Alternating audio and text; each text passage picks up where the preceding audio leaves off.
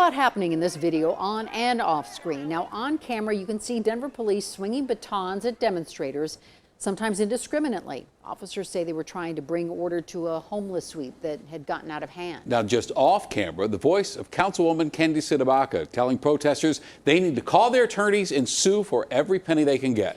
Sidibaka's opponents say this is another attempt to create chaos. On Twitter, the councilwoman suggested she's doing her job and sticking up for her constituents. Chief Investigator Tony Kowaleski is covering the divide for us tonight. Tony?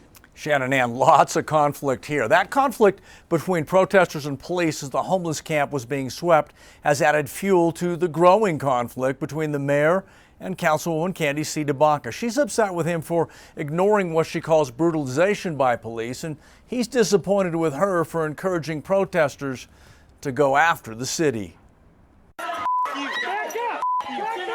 It's a troubling video. That's how Denver's mayor described this video, 8 minutes of chaos captured on a camera by a member of Denver City Council. And we had some protesters show up, and then all hell broke loose. Using the mayor's words, all hell broke loose when a group of protesters challenged police as officers were enforcing the city's unauthorized camping ordinance at a homeless enclave in the city. As more protesters showed up, more police were called in, and the situation escalated. You're psychopath! The video raises several questions. How did this conflict begin? Where did the protesters come from? Did baton-wielding police go too far?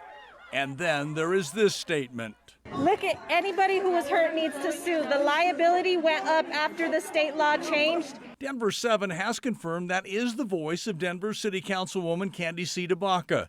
This is her video posted on her personal Facebook page. The councilwoman giving advice to protesters. And when I heard her voice, it just sank. I could not believe that a public official was doing what is happening on that video. I saw everything. It's all on video. What does Councilwoman Sidibaka have to say about the video and her advice to protesters? Well, we don't know. She hasn't returned calls to Denver 7 Investigates.